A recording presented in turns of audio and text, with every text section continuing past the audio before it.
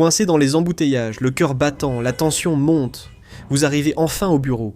Salutations maladroites, porte tournante, première dose de caféine, puis retour en voiture. 15 minutes plus tard, vous êtes chez vous, où le vrai travail commence. Rentrez avant même que la journée ne débute. Cela se produit partout dans le monde, et cela rend certains des patrons les plus riches complètement fous. Pourquoi ? Et cela signifie-t-il que le bureau tel que nous le connaissons est en train de disparaître ? Je m'appelle Josh, et dans cet épisode de The Infographics Show, nous explorons l'avenir du télétravail et le phénomène du coffee badging. Ceci se remarque surtout dans les métiers techniques et professionnels où la présence au bureau est attendue. Aux États-Unis, en 2023, cela représentait environ 70 millions de personnes, soit à peu près 44% de l'ensemble de la main-d'œuvre. Donc, beaucoup de monde. Pour faire court, le coffee badging est un effet secondaire durable de la pandémie mondiale.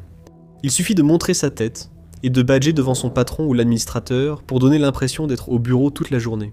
En réalité, vous faites le même travail chez vous que coincé au bureau. Pour cette personne, cela ne pose aucun problème. Ils diront qu'ils sont tout aussi productifs en travaillant en caleçon, bob l'éponge, qu'en chemise et pantalon. Alors, où est le problème ? Patron contre employé, la bataille pour le bureau. Beaucoup des plus grands chefs d'entreprise du monde ne sont tout simplement pas d'accord. Statistiquement, personne ayant un travail de bureau aujourd'hui ne veut y être coincé 5 jours par semaine. Un sondage de 2024 réalisé par le site d'emploi à distance FlexJobs a révélé que 51% des personnes interrogées ont déclaré qu'idéalement, elles voudraient travailler entièrement à distance. Elles veulent éviter complètement le bureau. 46% des sondés préfèrent un modèle hybride, avec 2 ou 3 jours de télétravail et un peu de présence au bureau. Près de 100 millions de travailleurs dans le monde suivent déjà ce modèle hybride. Deviendra-t-il la norme ? Les chiffres révèlent que rares sont ceux qui veulent encore être attachés à un bureau. Selon l'enquête Future Forum Pulse, seulement 7% des employés interrogés souhaitent être au bureau toute la semaine. Que s'est-il passé ? Les gens n'étaient pas comme ça il y a 10 ou 20 ans. Comme nous l'avons dit, c'est la pandémie. Elle a reprogrammé notre cerveau. En général, nous voyons le travail différemment. Un sondage Gallup, réalisé auprès d'environ 400 000 employés de bureaux américains entre 2019 et 2025, a montré que le nombre de personnes ayant réellement un meilleur ami au travail a fortement diminué. Ce chiffre est passé de 22% en 2019 à 17% pour les travailleurs hybrides. Cela entraîne un sentiment d'isolement et de déconnexion dans la culture d'entreprise. Moins de salariés croient aujourd'hui en la mission de leur entreprise, surtout chez les jeunes. L'anxiété et la dépression au travail ont aussi augmenté. Elles ont atteint un pic pendant le confinement et restent supérieures à la période paisible d'avant la pandémie. Les travailleurs sont désormais moins satisfaits. Le télétravail pourrait résoudre le problème, mais c'est compliqué. Certains pensent au contraire que passer plus de temps avec leurs collègues rendrait les employés plus satisfaits. Beaucoup de patrons plus âgés pensent ainsi. Concernant le coffee badging, ils n'apprécient pas que leur personnel les trompe, y voyant parfois une fraude au temps de travail.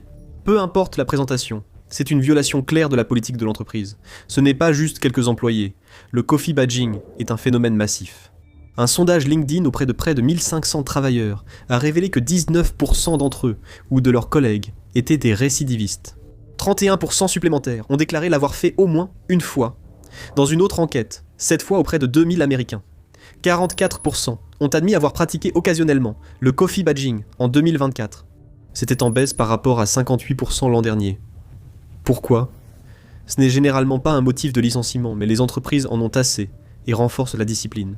Une enquête menée en 2025 par Resume Templates auprès de 849 managers a révélé que 47% de leurs entreprises ont déclaré qu'elles commenceraient à licencier des employés, ou au moins à prendre des mesures disciplinaires contre eux s'ils ne respectent pas les injonctions de retour au bureau. Pour les employés, il y a une certaine sécurité à être nombreux. Si tous enfreignent les règles, c'est une révolution, car les entreprises ne peuvent pas tous les licencier, mais ce n'est pas le cas. Actuellement, de nombreuses entreprises souhaitent qu'un grand nombre d'employés démissionnent. Certaines ont même avoué avoir imposé le retour au bureau pour éliminer les maillons faibles. Les soi-disant indésirables de l'entreprise subissent ce qu'on appelle le « quiet firing ». On rend leur travail insupportable pour les pousser à démissionner. Bien sûr, c'est plutôt immoral, mais licencier des gens peut être stressant et coûteux.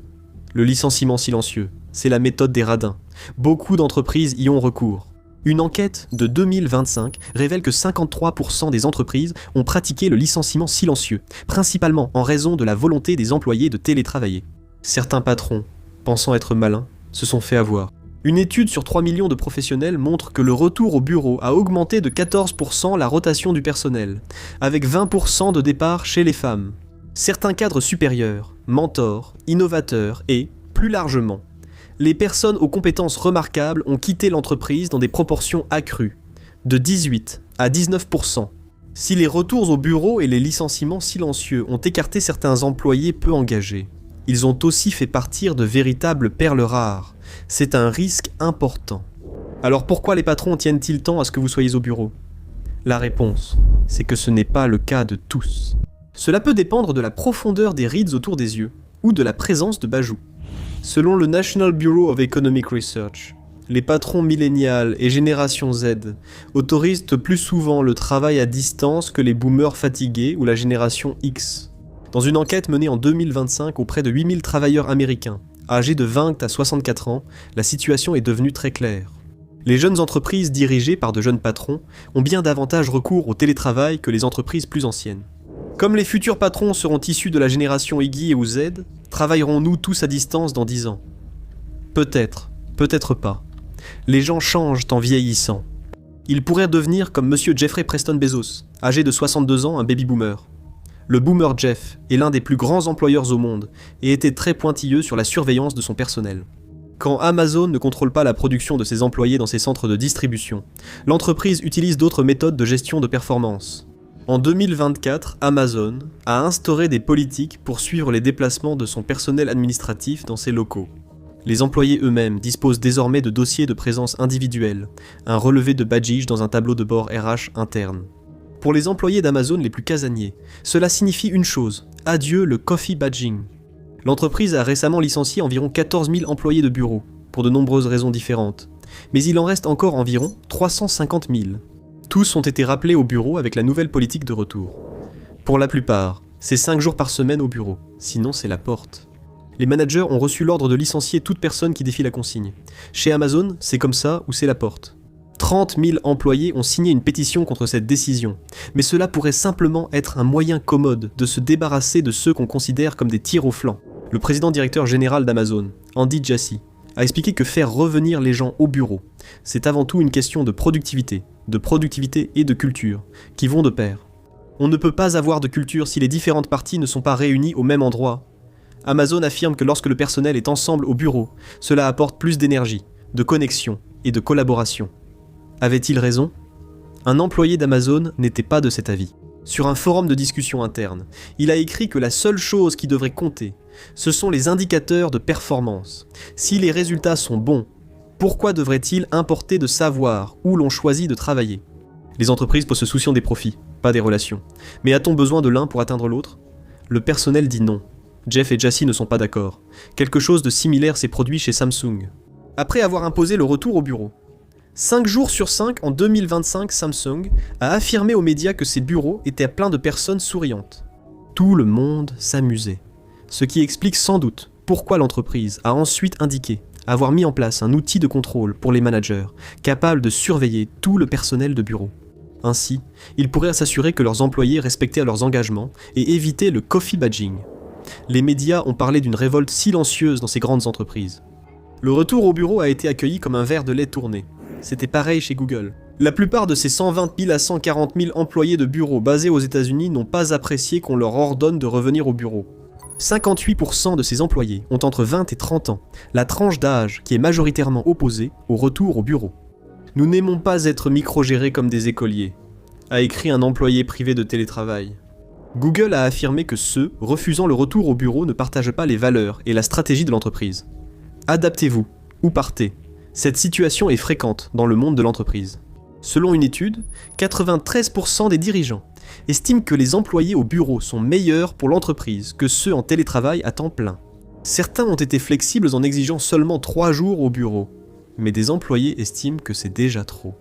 La même étude montre que 8 entreprises sur 10 ont perdu des talents à cause du retour au bureau, mais ne changent pas leur politique. Comme Dave Ellison, PDG de Paramount, ils estiment qu'on ne peut diriger une entreprise sans bureau. Travailler à domicile ou faire semblant d'être occupé au bureau. Faites une pause et pensez à aimer, partager et vous abonner. On ne le dira pas à votre patron. Dans la même étude, 41% des employés sommés de revenir au bureau ont dit vouloir chercher un autre emploi et 14% étaient déjà sur le départ. Au revoir, Google, adios, Amazon. Ils n'en avaient rien à faire. C'était une force irrésistible face à un objet inamovible. Pourquoi ? Les gens ont goûté au télétravail et refusent de revenir à 5 jours au bureau. Certains, jeunes, ont débuté ainsi, sans pandémie, aucun souci. C'est arrivé, et la vie a changé, peut-être pour toujours. Le personnel juge le retour au bureau toxique et déplore leur traitement. Le moral est bas, le moral est si bas qu'un nouveau phénomène apparaît. La revanche contre le retour au bureau. Le personnel adopte une révolte passive-agressive. Vous connaissez sûrement les méthodes pour pousser à la démission. Eh bien, ces révolutionnaires pratiquent maintenant la démission silencieuse. Ils prennent de longues pauses déjeuner, partent plus tôt et font le strict minimum de travail possible. Ils savent qu'ils seront licenciés tôt ou tard. Mais après tout, qu'importe. C'est comme une querelle d'entreprise qui s'intensifie et concerne aussi une grande partie de la main-d'œuvre. Forbes rapporte qu'une enquête prévoit que 28% des sondés anticipent la démission silencieuse sur leur lieu de travail en 2025. Elle a été qualifiée de principale tendance professionnelle de l'année. Un expert affirme que le retour punitif au bureau devient courant, avec la généralisation des obligations strictes de présence au bureau dans les entreprises américaines. Du point de vue du personnel, leurs patrons semblent tout simplement ne pas se soucier de leur bien-être. Tout le monde est épuisé. Les gens sont déprimés. La grande question est, ont-ils eu la vie trop facile ? Une théorie économique suggère que lorsque les gens gagnent assez pour vivre confortablement, ils choisissent plus de loisirs plutôt que de travailler davantage. En résumé, une fois la survie assurée, la motivation baisse. C'est l'un des arguments affirmant que la génération Z se croit tout permis. Selon une enquête auprès de 625 recruteurs américains, 45% estiment que la génération Z est la plus difficile. Un article du Wall Street Journal par Suzy Welch a suscité un tollé en affirmant que la génération Z serait inemployable, pas seulement difficile. Les critiques sont répandues, et pas seulement aux États-Unis. Prétentieux, paresseux, gâtés, peu fiables, capricieux, hypersensibles, déconnectés de la réalité, voire narcissiques, les insultes fusent de presque tous les coins du monde de l'entreprise. Selon les détracteurs, si la génération Z ne veut pas travailler au bureau, c'est uniquement à cause de ses traits négatifs. La génération Z pourrait ne pas être d'accord. De nombreuses entreprises font face à un dilemme. Les employés refusent de revenir au bureau, tandis que les managers estiment que cela nuit à la productivité et à la collaboration. Aucun camp ne veut céder. Il semble n'y avoir aucune solution. Ou bien si, productivité, bonheur et coût du travail. Si le résultat net n'est pas affecté, alors ceux qui imposent le retour au bureau sont clairement simplement mesquins. Demandez à un indépendant s'il était plus productif au bureau salarié ou payé à la tâche. Il y a souvent une seule réponse. Dans une étude menée en 2004, les personnes payées à la tâche étaient 20% plus productives que celles recevant un salaire fixe. Ce n'était pas un travail de bureau, mais le principe reste le même. Que nous apprend cette augmentation de la production sur la productivité ? Les gens sont capables de bien plus lorsqu'ils sont motivés. La plupart des grandes entreprises nécessitent du travail d'équipe. Et souvent, la performance est difficile à évaluer, donc tout le monde ne peut pas être indépendant. Les travailleurs souhaitent des salaires stables, mais des incitations restent possibles, comme le font déjà certaines entreprises. 20% des entreprises interrogées paieraient plus leur personnel de bureau que le personnel hybride. 76% offriraient la même rémunération. Et 4% donneraient plus au personnel à distance. Dans d'autres études, des employés ont déclaré accepter une baisse de salaire de 5 à 25% pour travailler à distance. Revenons à la grande question. Le travail à distance rend-il les gens moins productifs ? Si c'est le cas, et que les résultats en pâtissent, les patrons ont tout à fait le droit de ne pas l'autoriser. La réponse, c'est compliqué. Une étude récente a montré que le télétravail réduisait la productivité de 10% par rapport au travail sur site. Cette recherche a été menée par Stanford Institute for Economic Policy Research et elle a été confirmée par une autre étude du National Bureau of Economic Research. Ces conclusions ont dû donner des cauchemars au PDG. Elles suggéraient que les travailleurs à distance étaient 18% moins productifs que ceux au bureau. Mais il est important de noter que la recherche a aussi montré que ceux préférant le télétravail sont généralement moins productifs que ceux préférant le bureau. Les partisans du retour au bureau, boomers ou milléniaux, ont peut-être raison. Mais attention, une grande étude sur le travail hybride montre des résultats très différents.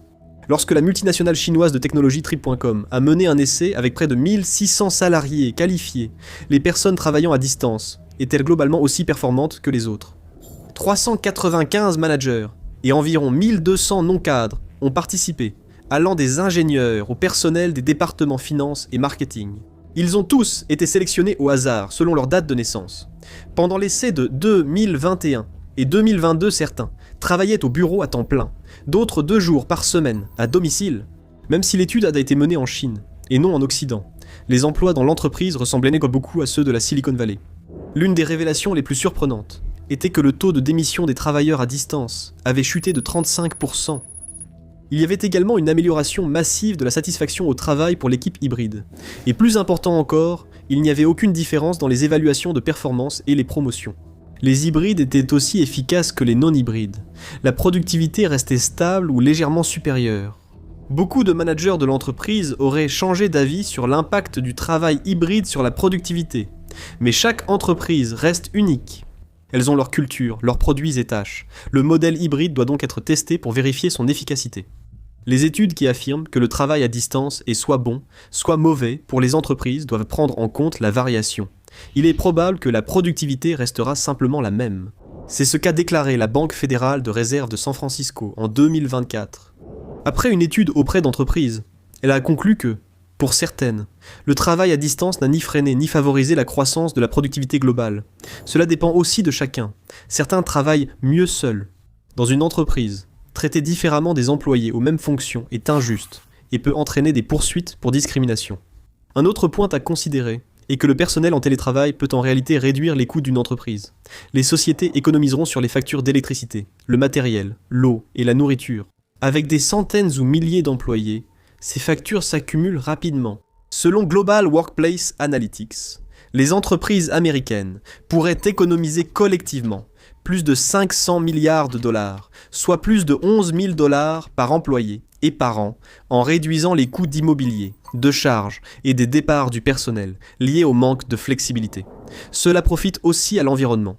Un article du Cornell Chronicle indiquait que travailler à domicile 2 à 4 jours par semaine pourrait réduire l'empreinte carbone d'un employé de 11% à 29%. L'avenir du travail, l'hybride, l'IA et la créativité. Mais s'il y avait un facteur qui revenait dans toutes les études, c'était celui-ci.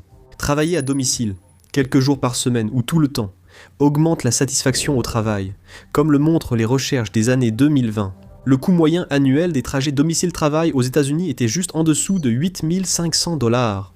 C'est aussi beaucoup de temps, sachant qu'en moyenne, les gens passent 239 heures par an à faire la navette. Ils dépensent aussi de l'argent pour la nourriture et les encas, des choses qui pourraient me faire partie des courses à la maison. Forbes a cité des données montrant que les travailleurs américains dépensent en moyenne 50 dollars par jour lorsqu'ils vont au bureau, soit 1000 dollars par mois s'ils travaillent à temps plein. En ce qui concerne les voitures et les frais de stationnement, 76% des Américains se rendent au travail en voiture, 9 à 11% font du covoiturage, tandis qu'environ 4% utilisent les transports en commun. À New York, c'est plutôt 55%, le taux le plus élevé aux États-Unis, suivi de Washington DC avec 37%. Beaucoup de New-Yorkais paient 132 dollars pour une carte de métro de 30 jours, mais il s'agit aussi du bien-être. Selon une étude, 40% des Américains préfèrent nettoyer leurs toilettes que faire la navette. Le stress de conduire au travail pendant des années, comme à Los Angeles, est probablement assez important pour réduire votre espérance de vie. Le bonheur compte, le stress compte. Des recherches menées par l'université d'Oxford en 2023 ont montré qu'il existait, je cite, un lien de causalité entre des employés heureux et une augmentation de 13% de la productivité. Dirigeants, prenez-en note. Le rapport 2023 sur l'état du monde du travail de Gallup a indiqué que le mal-être au travail coûte aux entreprises du monde entier environ 8,8 billions de dollars en perte de productivité. Cela représente environ 9% du PIB mondial. Les gens se désengagent. Ils n'ont plus envie d'impressionner leurs supérieurs. Ils travaillent mal et finissent par démissionner. En résumé, le télétravail rend les gens plus satisfaits. Il existe d'autres données pour le prouver. Une enquête mondiale menée par Cisco auprès de 28 000 employés à temps plein a révélé que la possibilité de travailler à domicile rendait 82% des travailleurs plus heureux. Mais posons-nous maintenant une question sérieuse. Êtes-vous vraiment plus heureux en travaillant à domicile, ou est-ce seulement ce que votre cerveau vous fait croire ? Le travail à distance a tout de même un inconvénient, que reconnaissent ceux qui l'ont beaucoup pratiqué. De fortes relations peuvent naître au bureau, où l'on peut se faire des amis pour la vie. Selon certaines recherches, nous passerions en moyenne 81 400 heures au travail. A l'inverse, passer tout ce temps seul risque de nous isoler bien davantage. La génération Z n'a pas besoin de plus d'isolement. D'innombrables études affirment qu'ils sont en moyenne moins sociables que les générations précédentes. Statistiquement, ils souffrent de plus d'anxiété sociale. Ils sortent, font la fête et ont des relations sexuelles moins souvent. Beaucoup ont grandi dépendants des appareils, ce qui nuit gravement au bien-être mental. Parfois, il semble plus simple d'être seul. Il y a moins de risques et d'efforts, mais faire des efforts peut améliorer votre vie. Les rencontres au travail peuvent la transformer. L'essentiel, c'est de sortir de sa zone de confort. Passer toutes vos journées de travail seul devant un ordinateur portable peut vous rendre plus heureux à court terme, mais cela aggravera très probablement votre isolement anxieux. En psychologie positive, une bonne culture d'entreprise donne sens à la vie et favorise l'appartenance. Le travail d'équipe renforce la confiance en soi. Le fait de contourner les ordres, même si c'est parfois négatif, peut vous apprendre à être résilient, à traverser des tempêtes difficiles. Tout cela contribue à votre développement personnel. Une culture de travail positive favorise la croissance et améliore le moral. Les employés engagés prennent aussi moins de congés maladie. Ils restent aussi plus longtemps s'ils admirent ou s'entendent bien avec leurs collègues. En équipe, ils trouvent plus d'idées. En résumé, votre bonheur au sein de cette culture d'entreprise compte beaucoup pour vous. C'est aussi bénéfique pour les finances de votre entreprise, contrairement à ceux qui se désengagent en silence et partent à cause du retour au bureau. La responsabilité incombe donc aux entreprises de faire en sorte que se rendre au bureau soit une expérience positive. Si ce n'est pas le cas, c'est de leur faute. Un fort taux de rotation coûte cher à une entreprise, car le départ du personnel est infréquent. Former de nouveaux employés prend du temps, et s'ils partent vite, cela indique aux clients et partenaires que votre entreprise ne va sans doute pas très bien. À l'avenir, les entreprises trouveront probablement un équilibre en créant une culture de bureau agréable tout en permettant au personnel de travailler à domicile une partie du temps. Les PDG et les managers pourraient découvrir que demander 5 jours, comme le font beaucoup d'entreprises en ce moment, c'est trop. Le personnel pourrait aller là où il peut ne travailler que 3 jours. Le travail hybride est sûrement l'avenir. Mais ça, c'est le futur proche. Qu'en sera-t-il dans 25 ans ? Selon le Global Survey of Working Arrangements, qui a examiné les travailleurs à temps plein, ayant fait des études universitaires dans 22 pays, les gens ont travaillé en moyenne 1,6 jours par semaine à domicile en 2022. Ce chiffre est tombé à 1,33 jours en 2023, puis à 1,27 jours en 2024, 2025. Mais il est important de noter que cela reste bien plus qu'avant le Covid. La même étude indique que les économies anglophones comptaient en moyenne plus de jours de télétravail, allant d'1 jour et demi à 2 jours par semaine. C'est à comparer avec un demi-jour à un jour dans les pays asiatiques étudiés. L'Europe semble être la plus flexible. Aux Pays-Bas, en Irlande, en Finlande et en Allemagne, 69 à 77% des employés de bureau travaillent au moins partiellement à domicile. Chypre, la Grèce, la Croatie et le Portugal étaient les plus bas. Les États-Unis, avec 26% des travailleurs entièrement à distance et 52% travaillant en mode hybride, sont également globalement assez flexibles. Les entreprises du futur devront s'adapter. Il y a aussi de fortes chances qu'elles adoptent la semaine de travail de 4 jours. L'Islande l'a essayé et a rapporté un succès écrasant. La productivité n'a pas diminué. Un certain nombre d'entreprises à travers le monde, notamment au Royaume-Uni et au Japon, mènent également des essais d'une semaine de travail plus courte. Les rapports jusqu'à présent sont mitigés. Kickstarter a déclaré que le personnel devait simplement faire plus de travail en 32 heures. L'entreprise de mobilité Bolt a affirmé que la productivité avait en fait augmenté. Donc, l'avenir sera probablement hybride, et peut-être une semaine de 4 jours. La question la plus importante est la suivante. Lorsque les systèmes d'IA deviendront plus avancés, le travail deviendra-t-il si facile que nous pourrons simplement nous détendre et laisser les robots gérer toutes les tâches difficiles ? Peut-on réduire la semaine de travail à 10 ou 20 heures ? La réponse est presque certainement « Eh bien non ». Il est plus probable qu'on s'attende simplement à ce que nous produisions davantage. Les entreprises sont compétitives par nature. Elles subissent une pression constante de la part des investisseurs pour tirer le maximum de productivité de leurs employés. C'est un fait de la vie, même si elles n'ont pas d'investisseurs. L'histoire montre que la technologie offre rarement plus de temps libre aux travailleurs.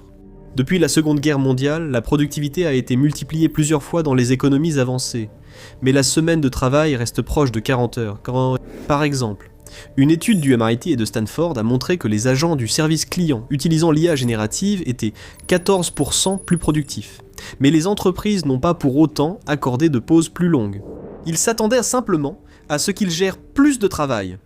En d'autres termes, si l'IA réduit votre charge de travail de moitié, il est peu probable que vous passiez le reste de votre après-midi à la plage. On attendra simplement de vous que vous fassiez 2 fois plus. La révolution de l'intelligence artificielle pourrait signifier que les ordinateurs et autres appareils deviennent les nouvelles usines et manufactures. La Harvard Business Review l'a récemment affirmé. L'IA intensifie le travail, mais il est probable que les futurs patrons des générations Z, Alpha et Beta offriront de meilleures conditions au personnel. Les droits des travailleurs n'ont pas reculé, surtout grâce à l'activisme. Les anciennes industries ont longtemps défendu le travail des enfants dans des conditions épuisantes, mais les choses changent d'une génération à l'autre. Comme vous l'avez vu, la génération Z souhaite plus de plaisir au travail. Bien qu'on les critique pour leur côté d'enfants gâtés, l'activisme syndical a déjà été bénéfique. Lorsqu'ils seront les patrons, en 2050, ils offriront probablement à leur propre personnel le confort qu'ils réclamaient eux-mêmes autrefois. Mais un avenir totalement sans travail est-il même possible ? Les machines deviendront très sophistiquées et de nombreux emplois, surtout sans contact humain ni parole bienveillante, disparaîtront. Mais qu'en est-il des créatifs ? Y aura-t-il encore des écrivains pour raconter des histoires et des animateurs pour les faire vivre ? Y aura-t-il des narrateurs agréables à écouter ? Qu'en est-il d'un éditeur pour vous dire que le rythme n'est pas bon ou que vous avez épuisé un sujet, comme peut-être en ce moment ?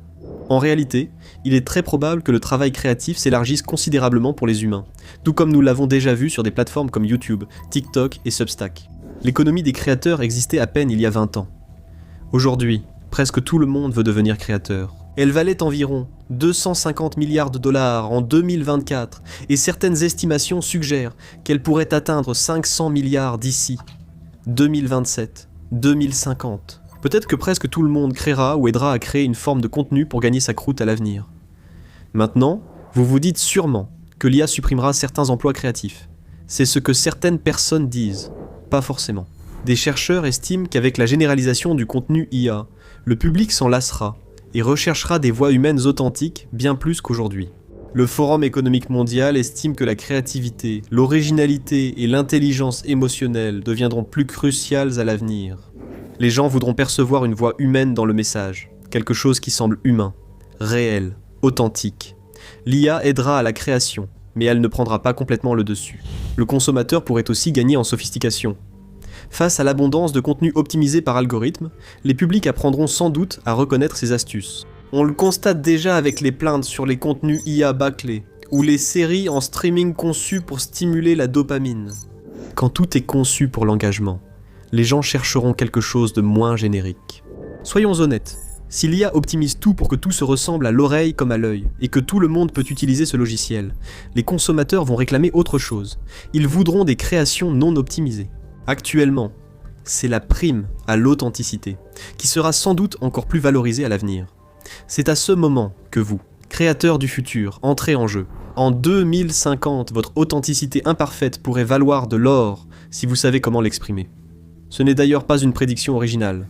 On le dit depuis des décennies, voire des siècles. Des personnes comme l'économiste John Maynard Keynes, Karl Marx ou Bertrand Russell ont prédit que les machines finiraient par faire tout le travail difficile. Ils pensaient que les gens ne travailleraient que 6 à 15 heures par semaine et consacreraient le reste à la créativité, à la philosophie, à l'art et au loisir. Ils étaient plutôt optimistes. Peut-être que nous n'y sommes pas encore. Peut-être que cela arrivera quand des gens comme vous seront créateurs dans les 20 à 50 prochaines années. Dans un monde dominé par l'IA, notre humanité pourrait devenir notre bien le plus précieux. Il y a une autre possibilité, l'hypothèse dystopique, où il y aurait un chômage de masse et une inégalité extrême comme jamais auparavant. C'est une longue histoire. Mais le fait est que le chaos social n'est pas bon pour les affaires des riches. Il est donc peu probable que le monde sombre dans un immense marasme de chômage et de désespoir. Du moins, on l'espère. Même si l'IA crée réellement un monde d'abondance, il y aura toujours de la compétition, du statut et de la hiérarchie. Les sociétés humaines ont toujours eu cela. Nous ne sommes pas égaux. Nous ne l'avons jamais été. Nous continuerons à lutter à l'avenir parce que c'est ce que l'évolution exige. Même avec des besoins facilement satisfaits, nous sommes toujours en compétition pour reconnaissance, influence et prestige. Nous pourrions mieux aider ceux qui ne peuvent pas travailler ou sont laissés pour compte. Et en parlant de l'évolution du monde du travail, et de ceux qui sont laissés pour compte, regardez pourquoi les entreprises licenciant les travailleurs de la génération Z, pour voir comment ces dynamiques se manifestent aujourd'hui, ou cliquez plutôt sur cette vidéo.